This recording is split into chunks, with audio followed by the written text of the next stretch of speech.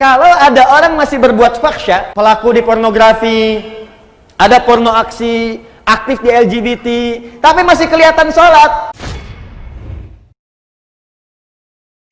Al-Ankabut ayat 45. Ibu hafal insya Allah pertengahannya, cuman awalnya aja barangkali yang sering dilupakan. Buktinya gampang. Innas sholata tanha.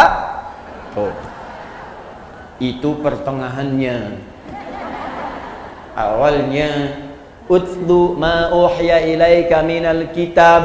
Tuh, lihat utslu tilawah, Bu. Coba Ibu bandingkan dengan Al-Baqarah 129. Rabbana wab'ats fihim rasulan minhum yatslu alaihim ayatika. Yatslu itu baca, pelajari. Perintahnya utslu. Sebelum Anda sholat, baca dulu, pelajari dulu, lihat keterangan yang bersumber dari Nabi. Utslu, watslu, utslu.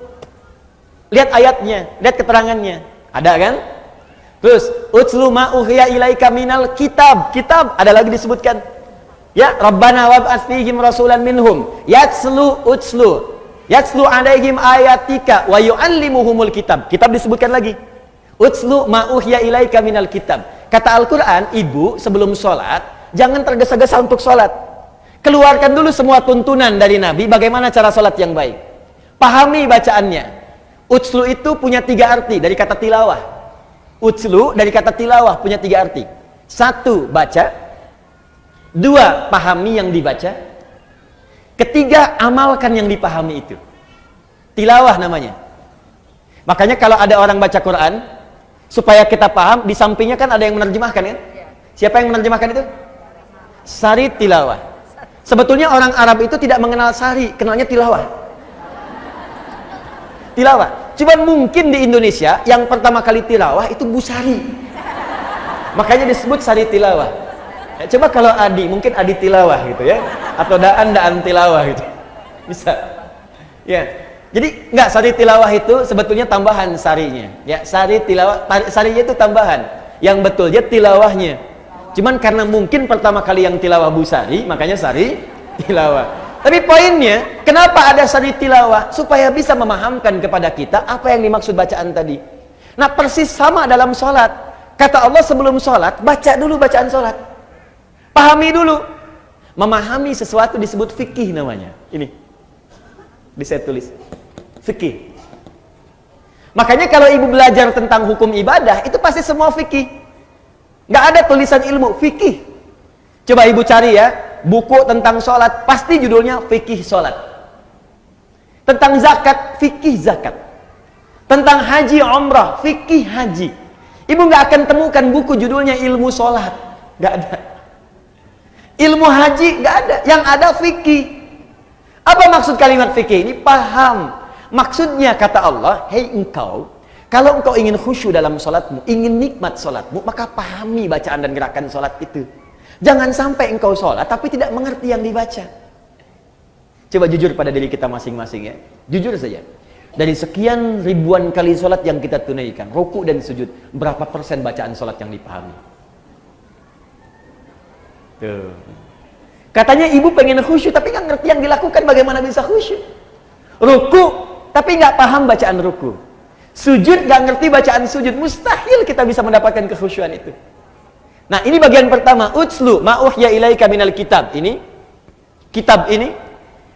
Kemudian wa aqimis shalah, setelah paham tadi bacaan gerakannya, tunaikan salat. Ini. Sekarang perhatikan, apa hikmah tertinggi dari salat itu? Teruskan ayatnya. Innas sholata tanha 'anil fahsya. Itulah akhlak. Kata Allah, kalau sholat seseorang benar, maka ukurannya adalah dia akan terbebas dari perbuatan keji dan munkar. Di sholat yang ditunaikan dengan benar. Sholat yang ditunaikan dengan benar. Ada alif lamnya, Bu. Ingat ya, ada alif lamnya. Kalau tidak ada alif lamnya, sholat itu artinya umum, sholatnya bebas.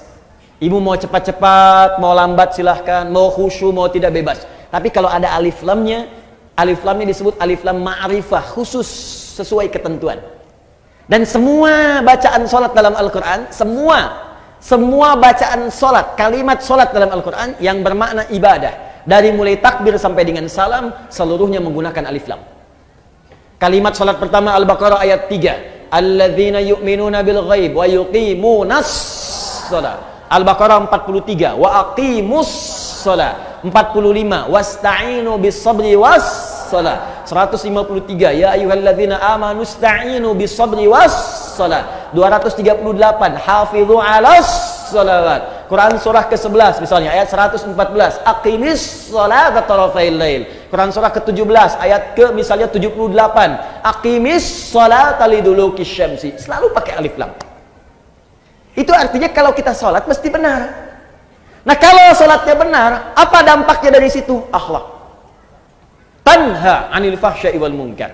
Maaf, semua orang baik itu sumber kebaikannya terbebas dari dua ini. Mohon izin Bu ya, kalau ibu anaknya, cucunya, atau kita sendiri ingin baik, rumusnya gampang. Bebaskan dari dua sumber ini. Tidak ada yang ketiga. Di keburukan itu cuma dua. Kalau bukan fahsya, pasti munkar. Kalau bukan fahsya, pasti munkar. Apa itu fahsya?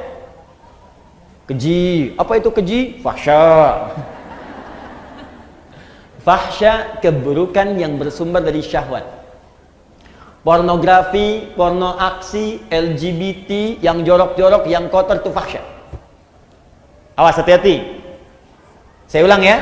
Pornografi, porno aksi, LGBT, homo, lesbi, transgender, sejenisnya itu fahsya namanya. Jadi mustahil ada orang sholat berbuat fahsya, mustahil. Makanya ketika seseorang sholatnya benar, itu pasti akan memberikan perisai pada dirinya dari perbuatan fahsya. Nih Bu ya, gak usah jauh-jauh. Kalau sholat kita benar, ibu lihat gambar di handphone, buka misalnya, ya. Begitu ingin lihat berita, tiba-tiba ada gambar yang tidak elok. Itu kalau sholat kita benar, dalam hati kita ada yang disebut dengan burhan namanya. Apa namanya? Burhan. Itu ada Ustadz Yusuf Burhan. Burhan. Laula an ra'a burhana rabbi. Burhan. Burhan itu petunjuk Allah. Saya ulang ya. Burhan itu petunjuk Allah yang muncul dalam hati, yang menjauhkan kita dari maksiat. Petunjuk Allah yang muncul dalam hati, yang menjauhkan kita dari maksiat. Nabi Yusuf pernah diajak berduaan oleh seorang perempuan, istri seorang pembesar, untuk melakukan hubungan yang tidak dibenarkan. Ya. Ini dalil tidak dibenarkannya. Awas, perbuatan zina di luar nikah. Hati-hati di surat Yusuf. Ya, walaqad hammat bihi, ya, wa hamma biya laula an ra'a burhana rabbi. Perempuan itu mengajak Yusuf untuk berduaan. Perempuan itu telah memiliki suami. Yusuf belum menikah sama sekali, diajak berduaan. Ini dalil jelas dalam Al-Quran tidak diperbolehkannya hubungan seksual di luar pernikahan. Jadi nggak usah bikin disertasi, capek. Ya, udah satu ayat baca selesai. Ini artinya orangnya jarang baca Quran. Balik ke sini. Ketika kemudian ditampakkan oleh Allah, laula ara'a burhana rabbi. Kalau dia tidak merasakan, melihat burhan, petunjuk di hatinya dari Allah, ini salah, jangan lakukan. Kalau Nabi itu pasti dijaga, maksum. Nabi nggak mungkin berbuat maksiat, dijaga. Kalau kita karena bukan Nabi, dorongan nafsu itu ada, tapi oleh Allah diberikan pancaran di hatinya supaya mencegah dia berbuat maksiat. Makanya ibu sering dengar suara hati ketika berbuat salah. Kalau nggak percaya begini Bu, tes ya, tes. Masih ada nggak nih? Nanti keluar dari sini, ibu coba pakai sendal orang lain. Ngetes, awas, bukan dia lakukan, ngetes. Pakai aja, punya saya, kata Ustadz Adi. Ini cuman cek. Cek ya. Lihat sini, ibu pakai. Begitu ibu pakai itu, nanti akan ada suara hati dalam benak kita. Itu bukan punya kamu. Pasti itu. Ada snack aja, snack dikasih itu. Di samping misalnya, ibu mau ambil aquanya. Ketika itu bukan untuk ibu, hati ibu akan mengatakan, itu bukan punya kamu. Iya. Selalu begitu. Itu burhan namanya. Nah makanya orang-orang yang sholatnya bagus, itu pasti sinyal burhannya kuat Bu. Nggak percaya silahkan. Semakin banyak sholatnya, semakin tinggi kualitasnya. Bahkan jangankan yang fardu, sholat sunnah dia buruk. tahajud dia kerjakan, sholat duha dia lakukan, rawatib tidak pernah tinggal, sholat mutlak dia lakukan, semua jadi sholat dia koleksi. Kalau sudah dikerjakan semua ini, demi Allah saya katakan, mustahil dia akan berbuat fahsyat. Mustahil. Sebaliknya, kalau ada orang masih berbuat fahsyat, senang berkata kotor, apalagi berbuat seperti yang tadi, pelaku di pornografi, ada porno aksi, aktif di LGBT, tapi masih kelihatan sholat, itu pasti ada yang salah dalam sholatnya. Ada yang keliru. Karena mustahil sholat itu bersanding dengan perbuatan maksiat, itu mustahil. Jari orang tahiyat tidak akan berbuat maksiat.